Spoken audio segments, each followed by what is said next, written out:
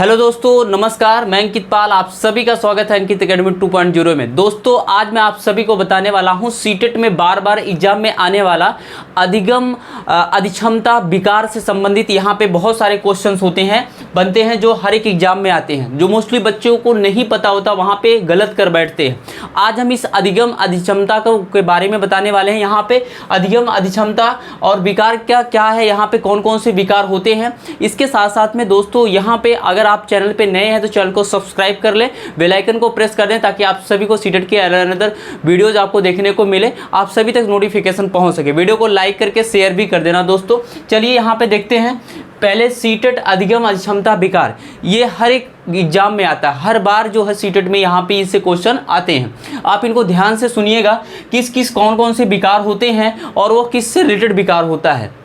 चलिए सबसे पहले हम यहाँ पे देखते हैं। फर्स्ट नंबर है डिसलेक्सिया। फर्स्ट नंबर क्या है? डिसलेक्सिया है।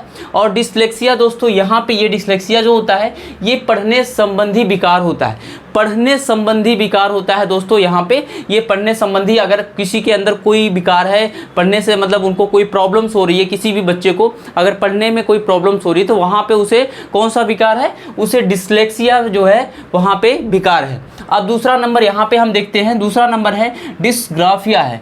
डिस्ग्राफिया जो होता है ये एक ऐसा विकार होता है जिसमें किसी लेखन संबंधी विकार, जैसे कोई बच्चा है, अब उस बच्चे को क्या है वहाँ पे लेखन मतलब लिखने में कोई प्रॉब्लम हो रही है, बार बार गलतियाँ हो रही हैं, बार बार मिस्टेक्स हो जा रहे हैं उसको, तो कन्फ्यूजन हो रही है उसको बार बार, तो वहाँ पे क्या हो रहा है, अगर लिखने में कोई उसे प्रॉब्लम है, कोई कठिनाई आ रही है, तो उसके अंदर क्या है? डिस्ग्राफिया यहाँ पे विकार है। डिस्ग्राफिया विकार है। आप सभी इसे याद रखना, क्योंकि एग्जाम में यही पूछे जाते हैं और वही आप कर नहीं पाते हो। आप देखिएगा, नेक्स्ट है डिस्कैलकुलिया। नेक्स्ट है डिस्कैलकुटिया। तीसरा नंबर जो है डिस्कैलकुटिया है। डिस्कैलकुटिया जो है यहाँ पे गणितीय संबंधी विकार है।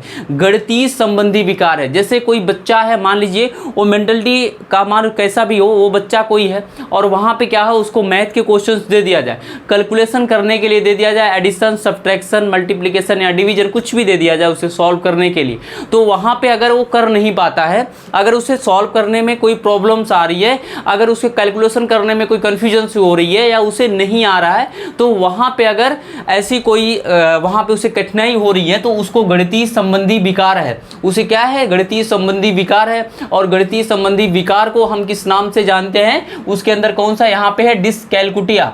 डिस्कैलकुटिया जो है उसे यहाँ पे विकार है, जिसके नाते गणितीय संबंधी उसे वहाँ पे ये प्रॉब्लम्स कठिनाई आ रही हैं। आप लोग याद रखना। तो ये क्वेश्चन पूछा जाता है। आगे चौथा नंबर है, ये नहीं पूछा जाता है अफेज्या। अफेज्या मतलब यहाँ पे दोस्तों भाषा से संबंधित कठिनाई विकार। जैसे बहुत सारे बच्चे ऐसे भी होते हैं, जब उनसे हम कुछ बोलते हैं, कहते हैं कि वो इस काम को करने के लिए, तो उस काम को करते, तो वहाँ पे भाषा, अगर कुछ चीज़ की कॉपी हम कराते हैं या उसे हम बोलने के लिए बोलते हैं वहाँ पे उस किसी भाषा में, किसी लैंग्वेज में, तो वहाँ पे क्या होता है, बच्चा बोल नहीं पाता, उस लैंग्वेज को अच्छे से वहाँ पे अधिगम नहीं कर पाता, सीख नहीं पाता, लर्निंग नहीं कर पाता, तो फिर क्या होता है, वहां पे एक उसे कठिनाई होती है, प्रॉब्लम होती है उस भाषा को बोलने में। तो वहां पे अगर भाषा से संबंधित कोई कठिनाई है तो वहां पे उसे आ रही है और भाषा को अच्छे से नहीं एक्सप्रेस कर पा रहा, नहीं बोल पा रहा है, तो उसके अंदर कौन सी विकार है? वहां पे उसे अफेज्या जैसे यहाँ पे विकार है उसके अंदर। चलिए अब आगे देखते हैं। नेक्स्ट है उसे यहाँ पे नेक्स्ट पांचवा नंबर है अलेक्सिया। अलेक्सिया क्या होता है? अलेक्सिया भी एक विकार है, जिस विकार में क्या होता है, पठन संबंधी कठिनाई होती है। पठन संबंधी, हाँ दोस्तों, यहाँ पे पठन संबंधी, जैसे बहुत सारे ऐसे बच्चे होते हैं, वहाँ पे उनको क्या होता है, पढ़ने में बहुत प्रॉब्लम्स होती है। जब उन्हें पढ़ने में प्रॉब्लम होगी तो फिर क्या होगा, श्योर सी बातें होंगी, उसके चीज़ें समझ में नहीं आएंगी, मतलब पढ़ रहा होगा और उसमें कन्फ्यूजन सी बहुत सारी होती है।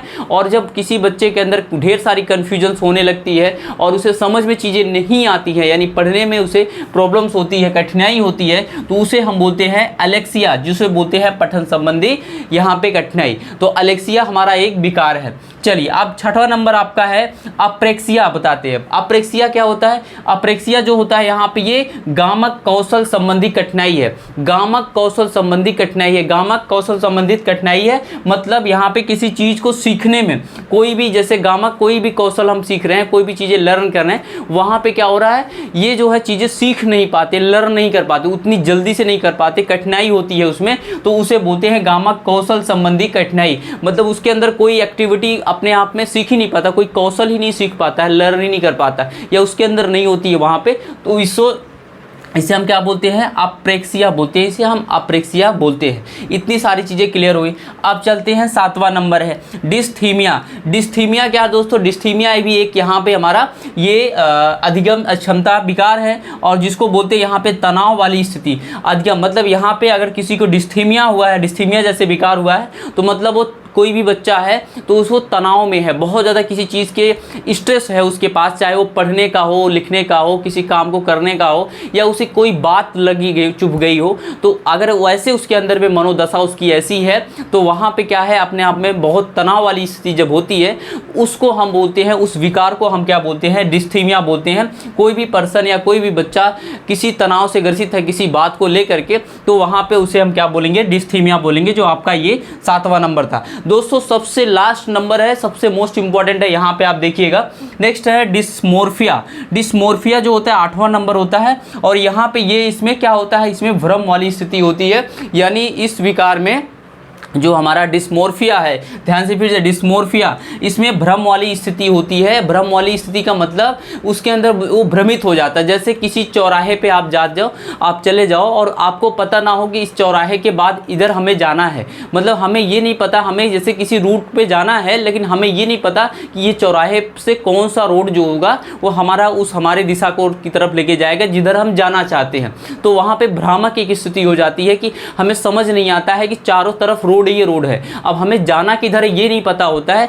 ऐसे अगर कोई बच्चे को, किसी पर्सन के अंदर में कोई ऐसी कंफ्यूजन होती है, भ्रम फैलता है, उसके अंदर भ्रम होती है, तो भ्रम वाली स्थिति जो होती है वहां पे उसे बोलते हैं डिस्मोर्फिया। दोस्तों ये जो मैंने आपको बताया, आई होप आप सभी को सारी चीज़ें समझ में आ गई होंगी, बहुत अच्छे से चीज़ें समझ में आ गई होंगी। आप इस वीडियो को ज़्यादा से ज़्यादा फ्रेंडों तक शेयर करिएगा।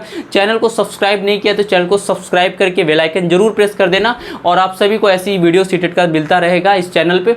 और इसमें जो भी इंपॉर्टेंट इन्फॉर्मेशन होगी हमारे सीटेट से रिलेटेड, वो सारी चीज़ें आपको मिलती रहेगी। दोस्तों यहाँ पे आप सभी को ये सारी चीज़ें समझ में आई होंगी। आप सभी जो है इस वीडियो को ज़्यादा से ज़्यादा शेयर करके लोगों तक चैनल को सपोर्ट करें। Thank you.